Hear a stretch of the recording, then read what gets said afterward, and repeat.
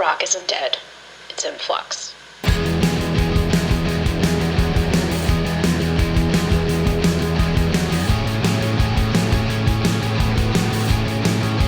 Hi everyone, I'm Britt with Rock and Flux, and I am joined today by Robert of the band Public Memory. Robert, thank you for being with me here today. Hello, it's a pleasure. Thanks for having me. So first things first, I believe you started Public Memory around 2016, and can you kind of give me the background for how and why you got started with this project? Yeah, I had just moved to Los Angeles, actually. I was in another band previous to Public Memory called Eras, ERAAS, and I was frankly at the end of a relationship and then moved to LA kind of on a whim. And when I got there, I had known that I wanted to keep recording music. And so I decided to do a new project. And yeah, I knew I wanted to be a bit different than my previous project. And I wanted to do some things to make it distinctive from that. And so that's how it began. And I just kind of spent a year casually making the first record. It was more like 2014. And then it was done in 2015, and a whole year later it came out as Wuthering Drum, the first album. Yep. Okay. But you released a song before you released Wuthering Drum. Am I right on that gate at the end? Is that the first song you ever released? It probably was perhaps just a digital single, because I knew it was going to be a B-side. It didn't really have a home on the record. So, yeah. What makes you decide that, whether or not something would become part of a record versus leaving it off? What makes you decide which songs go and which don't?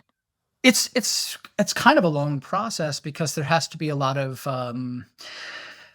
there's already a distortion when you're the person making the music, and then it's hard to look at it objectively and think like, what do I want to show? What don't I want to show? What order do the tracks go in, and things like that. And oftentimes, and a lot of people, I'm sure, would say this, but there are tracks that you really want to put on a record, but they just don't fit anywhere, whether it's the opening and the closing of the record, the second to last song, which I think is an important slot, the middle somewhere, etc. And I guess just after enough time, when you're looking at the tracks as a body of work, sometimes it may be a process of elimination where it's like, well, this one is sort of the weakest one, and I know that I feel like the album's a bit too long of a listen front to back, so I have to get rid of one. Which one does it have to be? Other times it can just be like, when things finally come around the bend, you're like, this one still feels a little bit unresolved, and therefore I'm going to put it to the side. Or maybe it's a really strong song and it just doesn't work with the rest of the palette on the album. So right. Yeah. So when that happens, what do you do with those songs? Do you just kind of keep them to the side? Do you maybe release them as their own single? Or when you're, working on your next album, do you try to maybe work on it with those in mind? Yeah, I think sometimes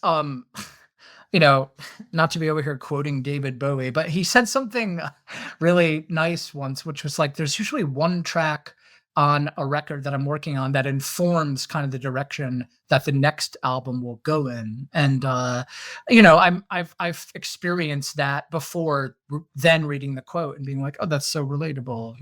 Sure, it's relatable for plenty of people. And so oftentimes the track that you take out can kind of be that. For me, I've found, not always though, where it's like, well, this doesn't really fit on this album, but I think this is really kind of an idea about where I want to go next. And wait, I think, is that, I've kind of forgot the original question. So no, that was it. I mean, it is, if you create an album and you have these other songs or a song that you really like, but it doesn't fit, do you sometimes use that song as the guide for the next, piece of work that you're going to do? Yeah, exactly. And I will add though, that it's like, it can be, but sometimes by the time you're ready to kind of begin the process again, like to start a new record, could be 2 months after you finish an album, could be right away, I guess. Not for me though, could be a year later. Oftentimes I'm somewhere else anyway at that point, where I'm like, well, that was nice, and maybe it's going to be a B-side or something if I feel like it should get out there, but it's not even really a starting point, because I'm kind of removed from where I have a different idea about what I might want to explore now. Yeah. Well, yeah, because time can change depending on how, soon you start working on the next piece. And that's kind of a question too, though, because now it's become such a single driven industry, the music industry, I think now, nowadays. So how do you feel about that? Do you ever think of maybe I could just release that as a single on its own, or are you still really committed to putting together albums? I mean, I remember many, many years ago, I wanted to just maybe do EPs, and I still kind of want to do that. The problem is, a lot of labels, and the label I'm on, we have a very good relationship, and I have a lot of freedom there. But it's just kind of an industry standard thing that like people put out albums, and I love full albums. I love records that you listen to from beginning to end. I know it's sort of a dying format or an ailing format, I guess, but I also just like the idea of releasing EPs and just because I find that like when I'm being creative, it's not really like I'm working in 40 to 50-minute kind of groups of music that I'm interested in. Maybe I'm just going to explore an idea on over 3 tracks or something, or 4. And that kind of an iteration seems more natural from an artistic creative perspective than, oh yeah, I got to really round up some tracks to make sure I put out a 40 to 50-minute record or whatever it may be, and also make sure it's cohesive and not too all over the place. And I usually think about the idea of limited palette and stuff like that. So yeah, You never want to feel like you're trying to fill space either, I would think. I agree. Yeah, no, it's and that happens, and you're like, well, I'm kind of just, this is filler. I'm just, the instinct is to put this in, and I'm not really, do I really want to say this, or will it be stronger if I say, 30% less, but if it's all strong material, so. Yeah. Well, I mean, I think that's the more important thing too, because it comes up all the time, but I think it's true in any art form. You want to stay true to yourself as possible, because otherwise, then it loses some of that. I don't know, like the meaning and the. I feel like people can tell when something is just thrown together, or if it's fake, or a person's heart isn't in it necessarily. Absolutely. I think so. Yeah. No, I mean, it takes me a long time to like, I write everything and record everything myself, mix everything myself. I mean, I do use samples here and there, but so I can't claim that it's I recorded all of those bits of audio as well, but everything is produced by me and which structured. I mean, that's a whole other part of the process, right? So like you're doing the songwriting, but then you're also doing the production side, and both fit together. They're both really important, but they're also 2 distinct pieces of a process.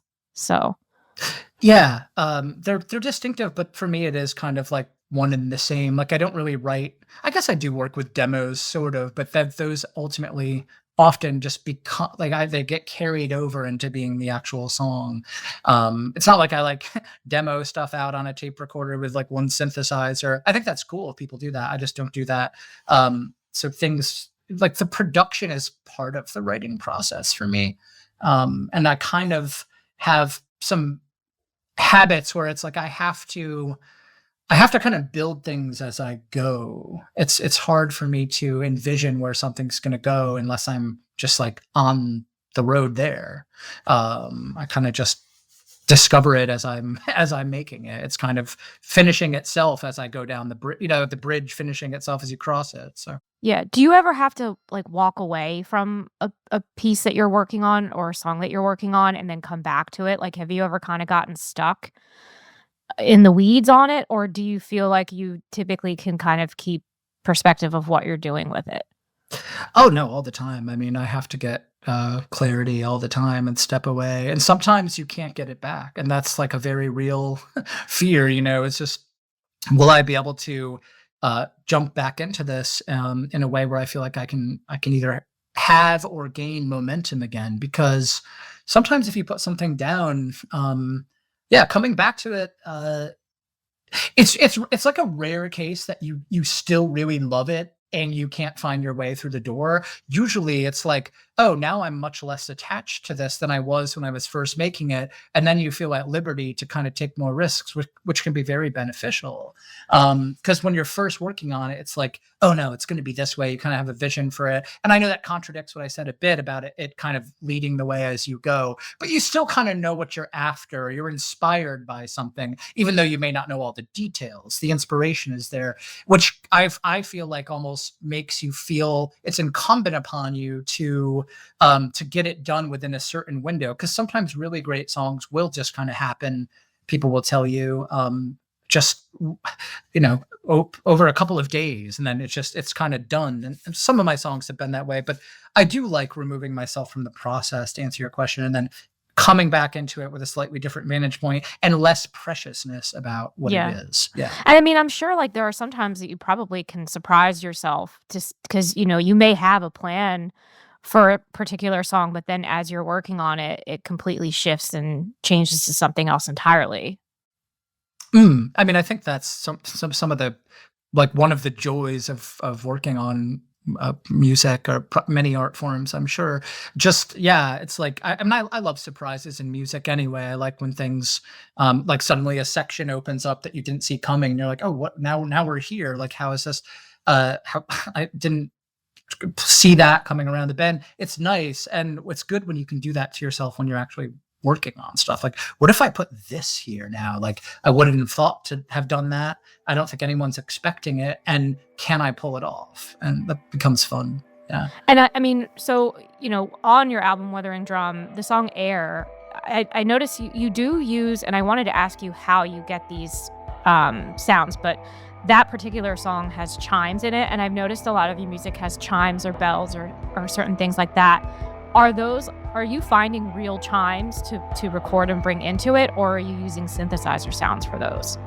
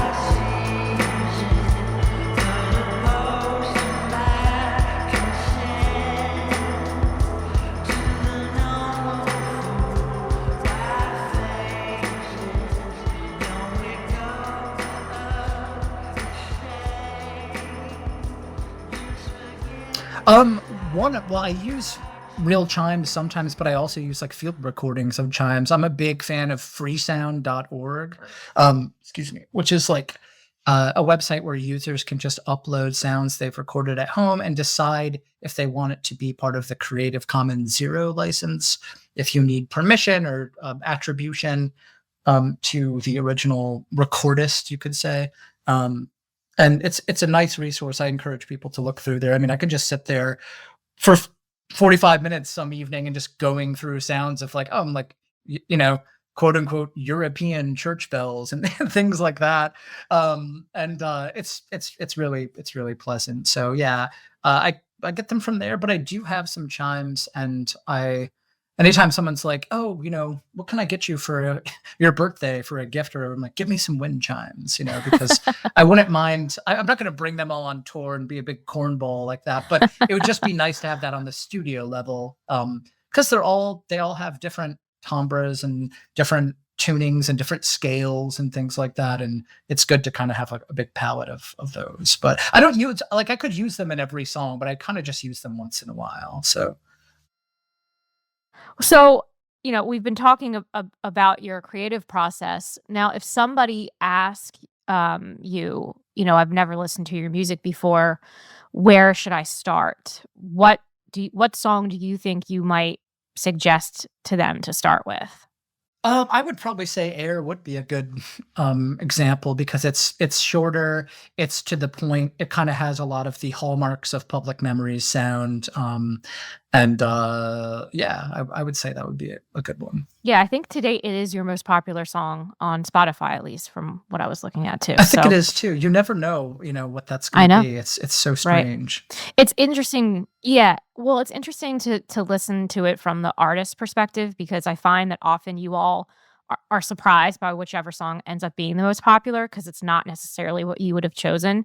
And I always think that's interesting that like the band or the artist thinks differently than the people like like their listeners.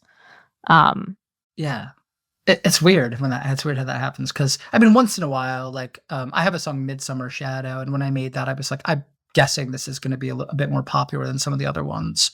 But most of the time, you're just like, you're just making it because you want to, and then people decide later, and you're like, oh, that one, like okay. Like I have a song called "Echo" also, which also does have chimes in it, and that was the most popular for years. And I was just always it's very slow tempo and kind of long, and I was just like, really? But that's hey, I like whatever. that one though. I Thank you. actually added that because I started this honorable mentions playlist, which I'm like updating as people are going to be on the show or their episodes are airing so that people can easily find the collection that is most recent for this show. And so Echo is actually the one that I added to it. Oh, neat. Yeah, thank you. I mean, I don't dislike the song. I just wouldn't have pictured it being one of the most popular ones. Yeah, something about it. I like it. I don't know. I like Air too. I mean, I like a lot of your music, but I don't know, something about Echo I just really like.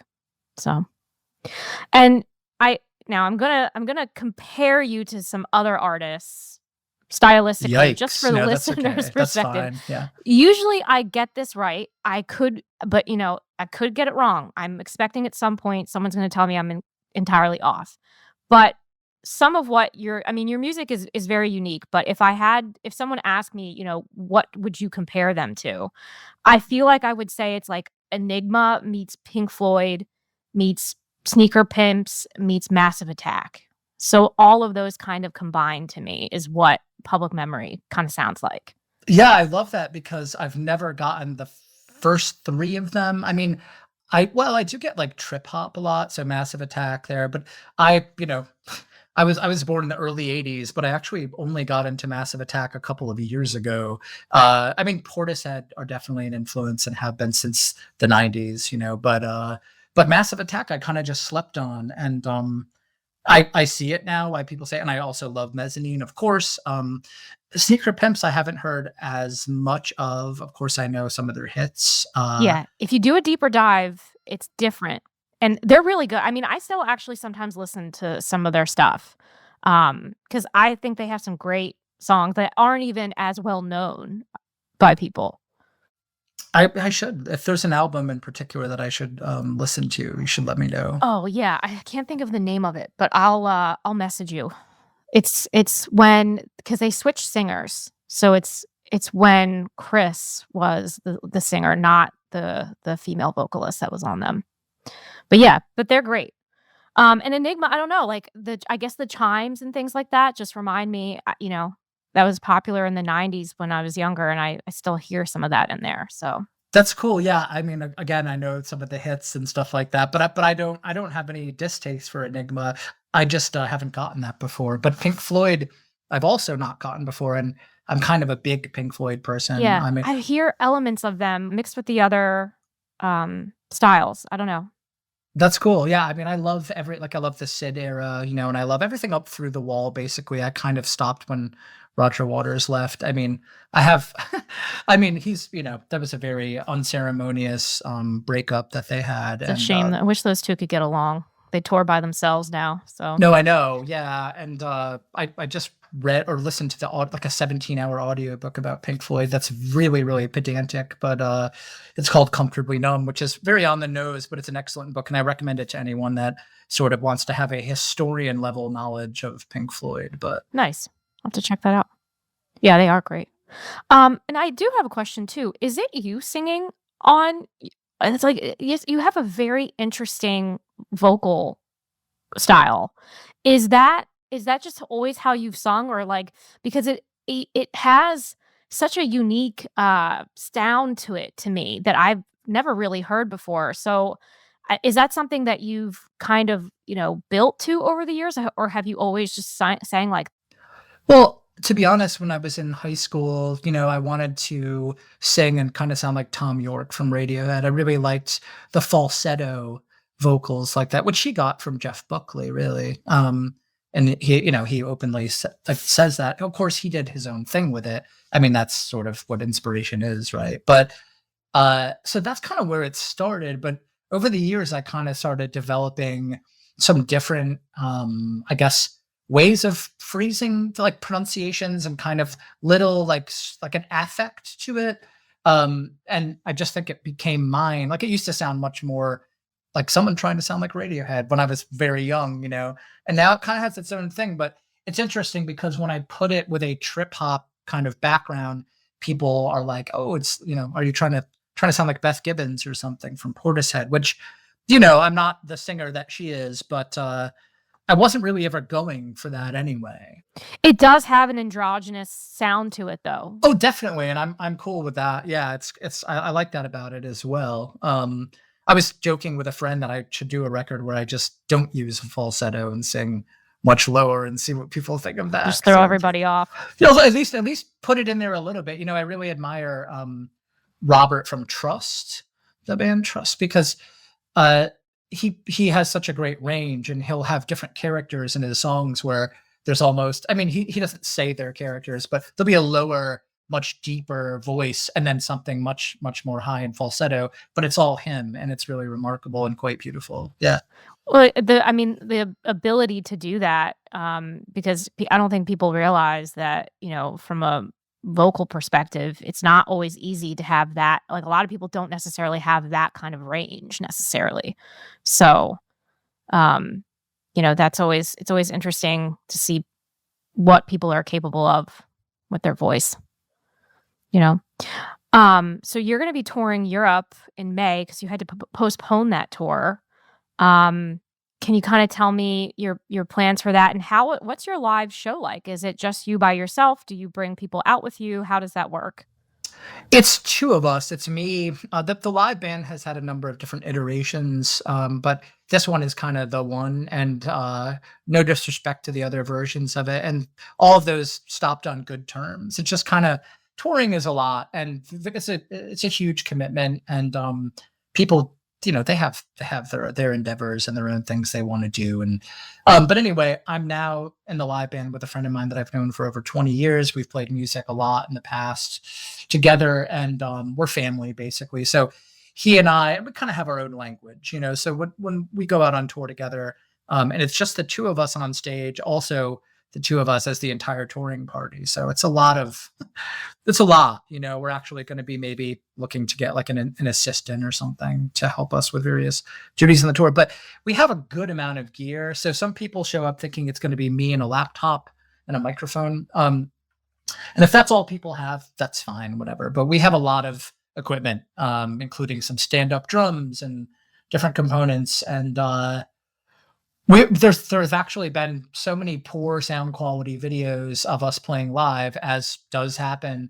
I think this summer we're going to record like a professional but live studio version of some of the songs and put them out there. To answer the other part of your question, though, the European tour, I think it's just going to be like 2.5 weeks or something like that, and in May. Looking forward to that, and yeah. From an audience perspective, what is the crowd usually like? Is it more kind of mellow, or how, describe, what people could expect if they come see you?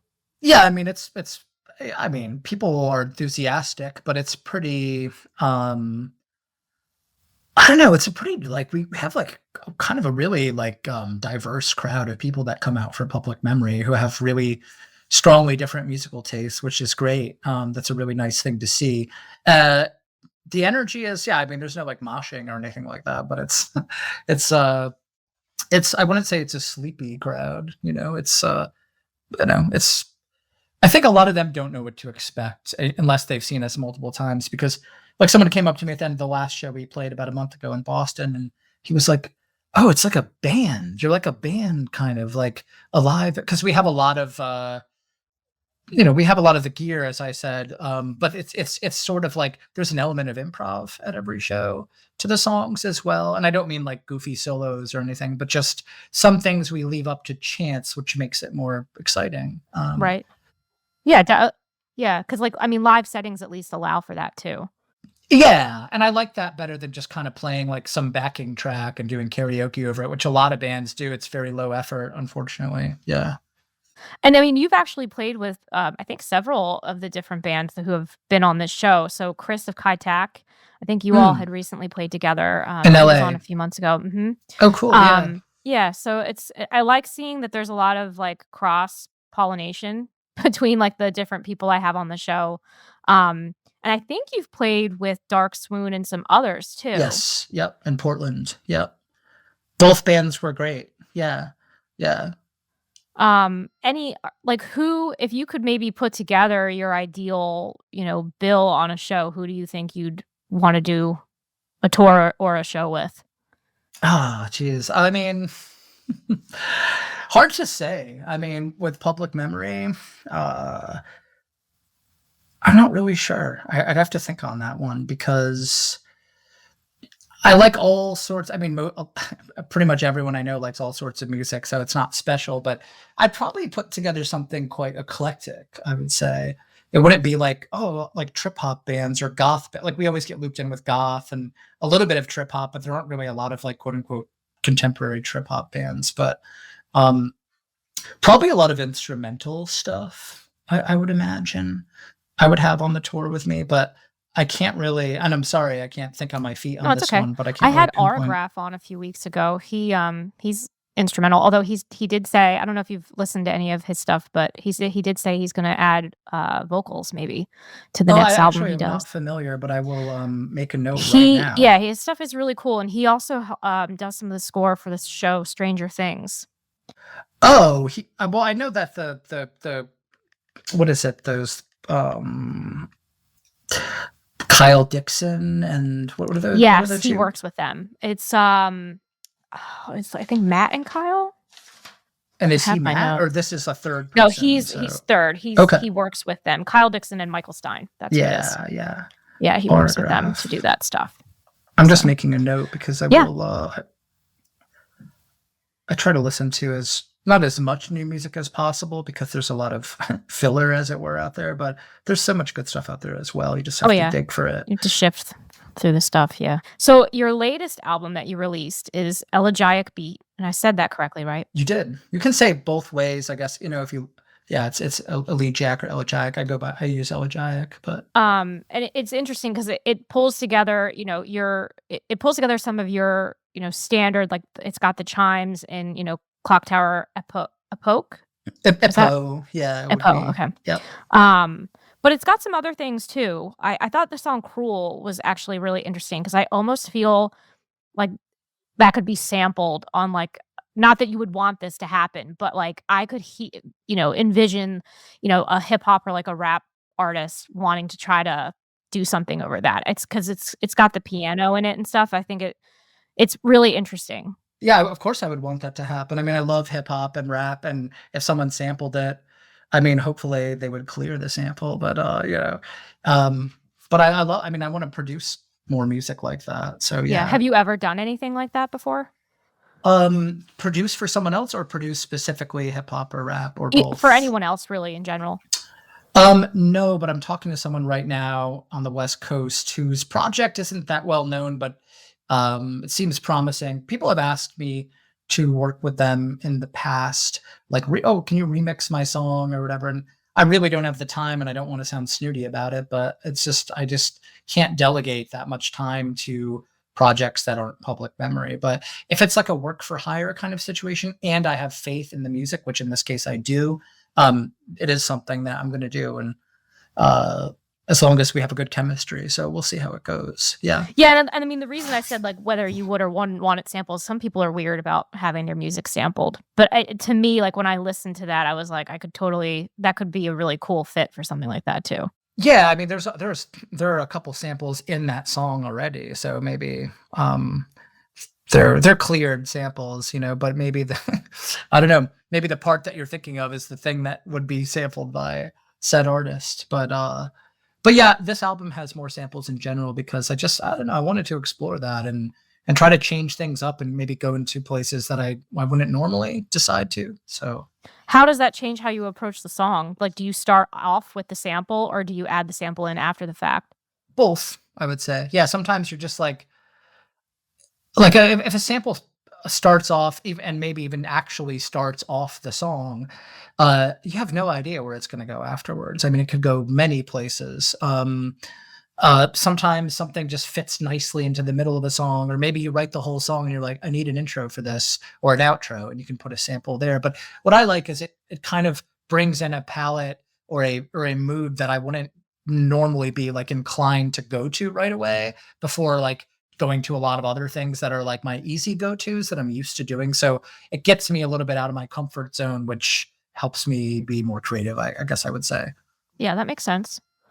So yeah, I mean, you have the tour coming up. You just released this album not long ago. So what are your September, next? yeah. Yeah. So what are your next steps? What do you have other than the tour that, are you going to work on another album before that or after you get back, or, what are your upcoming plans? I mean, we're going to the West Coast in March. It hasn't been announced yet. Europe in May, doing some US East Coast stuff in August, then going back to Europe in October. Yeah, we have a busy year with touring, as well as we'll probably do some New York shows and stuff like that. But I'm working on another record now. I mean, I finished the last one probably in March, so it's been a bit. Usually I take longer breaks in between, but it's kind of just, I don't know, I've been inclined to work on it. So that's what I'm doing. I'm preparing that. I don't know when it's going to be done or out, but Right. Do whenever you I get there, continue to work on new music while you're touring, or do you just focus on the tour? I just focus on the tour, especially because like we're driving ourselves, we sell our own merch, we do our own sound, we're our own tour managers. Like everything is, it's like kind of the, we don't have time for almost anything on tour except for when we go to bed. That's kind of like the only time that there's nothing to do. Right, because you just have to keep the machine going. So yeah. So no, I don't work on anything. I definitely get ideas though when I'm out there, of course, because you end up listening to lots of music, and even if it's like a band that you're playing with, and you're like, oh, this is a weird idea that they did this. Like maybe I could do something like that, or you get inspired by things like that. Yeah. So what do you think you're most looking forward to about going on tour? Just, playing and meeting new people, or what are your... Probably none of it. No, it's just I'm just like, oh man, another tour. I love touring. I love playing music, and I really truly do like connecting with people when they are if they're fans of the music, and you hear from people like, oh, this album got me through a tough time, like that. Of course, that's like, that really has a really meaningful I don't know, resonance when you hear that from people. But yeah, I guess just I like traveling in general. We don't really get to see much of any city. We're there for less than 24 hours at a time. But I guess, yeah, I just enjoy being out there and doing what we do. And I feel like what we're doing is a bit different. And I'm excited to be out there showing that. So. Well, I appreciate you coming on the show and talking about your music and about the tour. Is there anything else that you would like listeners to know before we finish up? I guess nothing in particular. What do people usually say during this part? I mean, it depends. Some people just say thank you. Deb from Drab Majesty gave some sound advice to his fans, and but it doesn't have to be anything poignant. It could just, could be anything. I mean, I'm not really itching to say anything in particular. I appreciate you having me on, and it's nice to be able to talk in some depth about some of these things because I don't know, I enjoy interviews and I find interviews inspiring. I'm not saying this one will necessarily inspire anyone, but it's nice to chat. So. Well, we can hope. Right? We can hope to be inspired. So, well, thank you, Robert. I appreciate you taking the time to talk with me, and it's been a really nice conversation. Thank you, Britt.